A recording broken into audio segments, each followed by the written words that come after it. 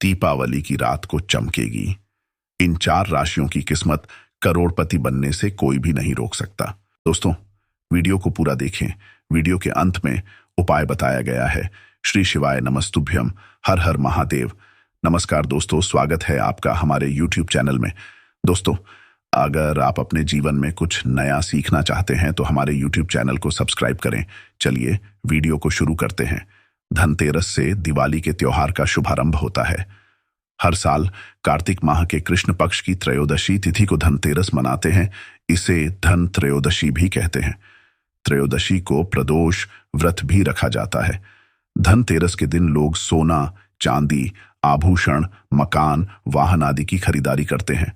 धनतेरस पर माता लक्ष्मी और धन के अधिपति कुबेर की पूजा की जाती है ताकि वर्ष भर धन का संकट न हो और आर्थिक स्थिति मजबूत हो। वैदिक पंचांग के अनुसार इस साल कार्तिक कृष्ण त्रयोदशी तिथि का प्रारंभ 10 नवंबर को दोपहर 12:35 पर हो रहा है। यह तिथि 11 नवंबर को दोपहर 1:37 तक मान्य है। ऐसे में प्रदोष काल 10 नवंबर को प्राप्त हो रहा है। इसलिए इस वर्ष धनतेरस 10 नवंबर दिन शुक्रवार को है। 10 नवंबर को धनतेरस पर गणेश, कुबेर और लक्ष्मी पूजा का मुहूर्त शाम 5:47 से प्रारंभ होगा और यह मुहूर्त शाम 7:47 तक रहेगा। इस बार धनतेरस पूजा के लिए आपको 1 घंटा 56 मिनट का शुभ समय प्राप्त होगा।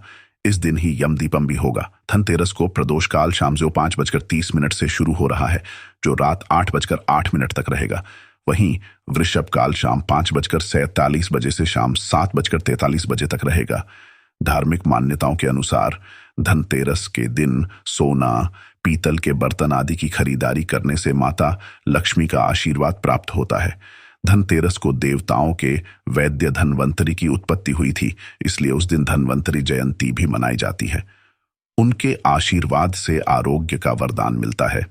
धनतेरस के दिन चांदी खरीदने की भी प्रथा है, जिसके संभव न हो पाने पर लोग चांदी के बने बर्तन खरीदते हैं। इसके पीछे यह कारण माना जाता है कि यह चंद्रमा का प्रतीक है, जो शीतलता प्रदान करता है और मन में संतोष रूपी धन का वास होता है। संतोष को सबसे बड़ा धन कहा गया है। जिसके पास संतोष है वह स्वस्थ है, सुखी है और वही सबसे धनवान है।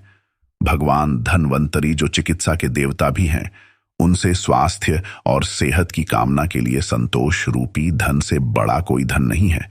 लोग इस दिन ही दीपावली की रात लक्ष्मी गणेश की पूजा हेतु मूर्ति भी खरीदते हैं। धनतेरस की शाम घर के बाहर मुख्य द्वार पर और आंगन में दीप जलाने की प्रथा भी है।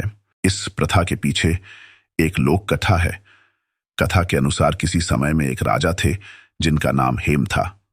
दैव कृपा से उन्हें पुत्र रत्न की प्राप्ति हुई। ज्योतिषियों ने जब बालक की कुंडली बनाई तो पता चला कि बालक का विवाह जिस दिन होगा उसके ठीक 4 दिन के बाद वह मृत्यु को प्राप्त होगा।